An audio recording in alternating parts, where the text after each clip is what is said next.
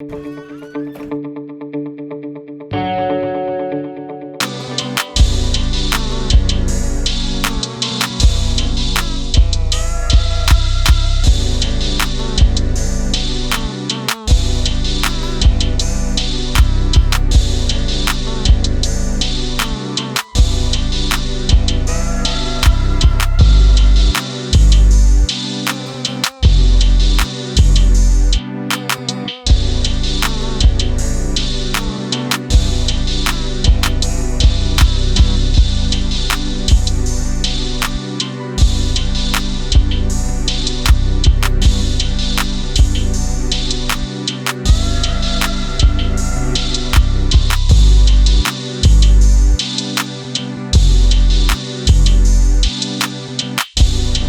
name is Sydney Shkwambana, coming from South Africa.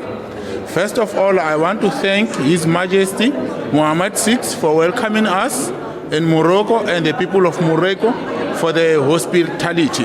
I also want to extend my gratitude to the International Commission for Irrigation and Drainage ICID and ANAFID for organizing this event, particularly Professor Batal for his organization and all his colleagues. The ICID training has helped me, not only me, together with other participants, to learn a lot about irrigation. And the irrigation that will help us, especially the micro irrigations, it will help us when we go back to our country to know how we can improve ourselves, how other countries are doing to preserve the water resources. I want to thank you. شكرا على هذه الاستضافة. شكرا. في البداية أود أن أشكر يعني المملكة المغربية كذلك عند منظمة أنافيد على هذه الدعوة القيمة. هذا التكوين في الحقيقة كان مفيد جدا، خاصة وأننا من جانب تعلمنا يعني أول شيء خلال هذه التجربة معنا في هذه الدورة، هي كانت دورة حول الري والتأقلم مع التغيرات المناخية، ومن خلالها شفنا التجربة المغربية التي كانت يعني مفيدة جدا حتى نستطيع أن ننشرها في إفريقيا ونأخذ عليها نفس المنوال. كذلك هذه الدورة مكنتنا من نشر تجاربنا ومقارنتها بالتجربة المغربية الناجحة، خاصة في مجال يعني الاقتصاد في مياه الري. مكنتنا هذه الدورة كذلك من التعرف على بعض الخبراء المغاربة معناها والاستنفاع من خبرتهم الكبيرة. أيضا في خلال هذه الدورة كان لنا معناها عمل ميداني، زرنا في بعض المناطق التي تم التدخل فيها في مجال الاقتصاد في مياه الري، وفعلا الحقيقة يعني هناك تطور ملحوظ في شقيق المغرب في هذا المجال، وإن شاء الله احنا في تونس نتبعوكم في هذا المجال، وخاصة في اقتصاد الري عن طريق الري الموضعي. يعني اطلعتم على التجربة المغربية وطلعتم كذلك يعني كان لقاء فيه دول مختلفة. ربما إذا تحدثنا عن المستقبل، شنو راح يكون المستقبل، خصوصا أن الماء هو عصب الحياة أو لا بدون ماء ما يمكنش هو الماء هو عصب الحياة. وفي الدورة هذه زاد احنا تعلمنا الكثير من المقاربات اللي تمكننا من الاقتصاد في مياه الري، وهذه المقاربات كانت هي مقاربات في مجال التنمية، مقاربات في مجال البحث، مقاربات في مجال التدريس. لكن والتطور الملحوظ في المغرب في هذا المجال مكننا أيضا من كسب العديد من المعارف الجديدة في هذا المجال، وخاصة أن الاقتصاد في مياه الري هو ضروري حتى ولو كان عندنا ماء، لأننا في المستقبل معناها سنعاني كثيرا من هذه المشكلة، ويجب الاقتصاد حتى لو عندنا مياه موجودة لابد من الاقتصاد يعني في هذا المجال. My name is Engineer Mursala Mohammed. I work with Upper Benue River Basin Development Authority, OLA, under the supervision of the Foreign Ministry of Water Resources. And this is my first time of coming to Morocco to participate in this wonderful kind of a program. It's an experience to be in Morocco, to see how water is being managed in irrigation and in domestic water supply. The organization is very fantastic. The presenters did a very wonderful job. The ANAFID, the ICID, the people of Morocco, they are very great people, especially the participation even of the Majesty being the person that gives almost everything security, one cannot mention. I'm happy to be here from Nigeria, more especially now that our two countries have a new bilateral agreement in the production of phosphorus. Our President, General Muhammadu Buhari, was here in Morocco, and the King himself, His Majesty, was there in Nigeria.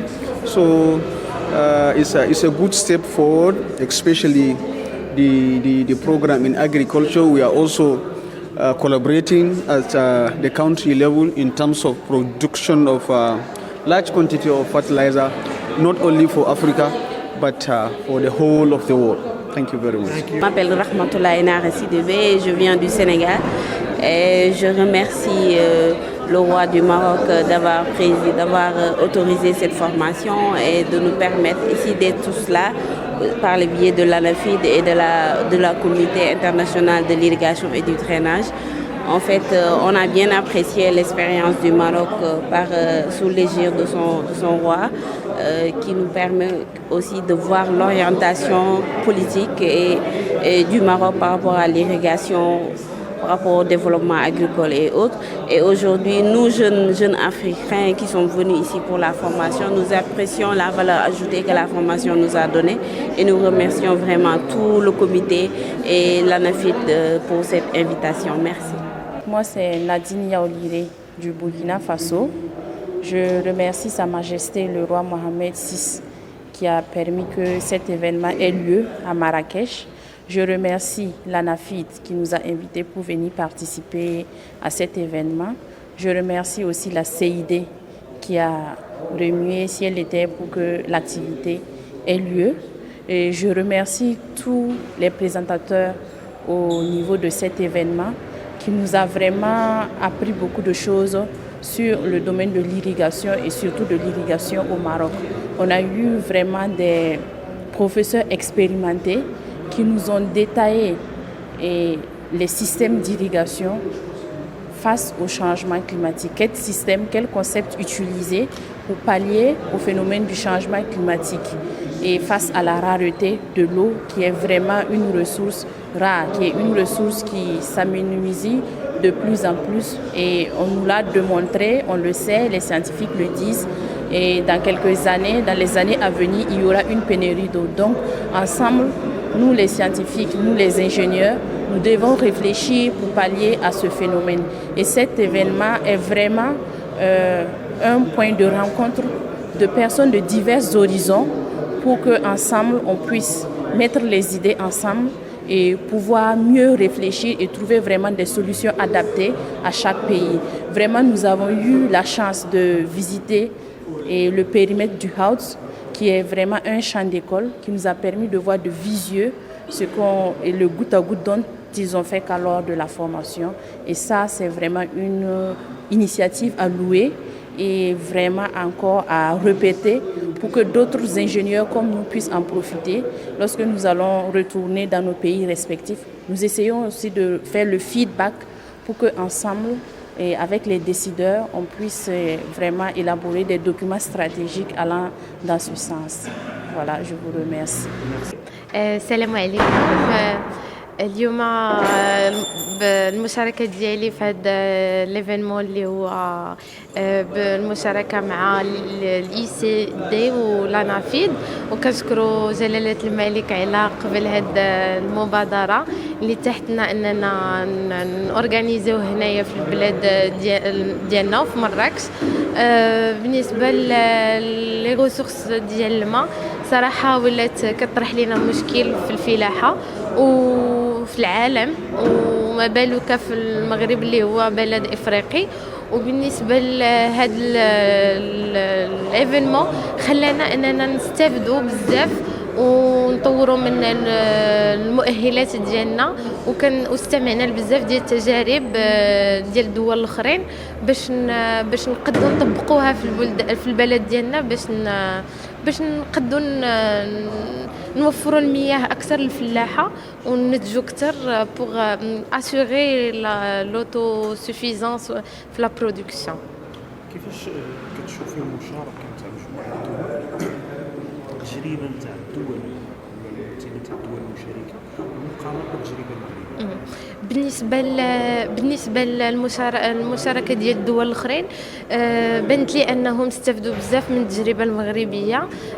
في صراحه قراصه المخطط الاخضر، المغرب الاخضر اللي تعطى الانطلاقه ديالو باغ سا ماجيستي، صراحه وفرنا بزاف وقدرنا نوصلوا لواحد النيفو اللي هو مزيان في هادشي ديال جيستيون ديال الماء، واللي استافدوا منا بزاف حيت وريناهم واحد سيكتور ديال تحويل ديال من الري السطحي للري بالكوتاكوت اللي كيوفر لنا الماء، اللي الدول الاخرين مازالين ما وصلوش لهذا النيفو اللي فيه. وصراحه استفدوا بزاف من الخبره ديالنا اللي هي متواضعه بيان سور، ولكن الحمد لله زعما قدرنا اننا نفيدوا ناس اخرين، وقال لك غيقدروا يمشيو يطبقوا نفس الاستراتيجيه عندهم. Beninese from I'm Beninese. My name is Ella Sedema Forika. First of all, I thankful Mohamed VI to organize this wonderful workshop. It helped me to gain more knowledge that can be used in my country, because in my country we are facing water resources management. Also, water is abundant in my country, but we don't know how to develop infrastructure to harvest the water during a rainy season that can be used in dry season. This workshop helped me to gain more knowledge that I can be used in my country to reduce or face water security, water scarcity in my country. Also, we need more this kind of workshop so that the new professional to gain more knowledge to save our water resources in a different country. قبل ما تخرجوا ما تنسوش تابوناو في العشان يوتيوب وبارطاجيو الفيديو وديروا جيم وتابعوا الدار على مواقع التواصل الاجتماعي.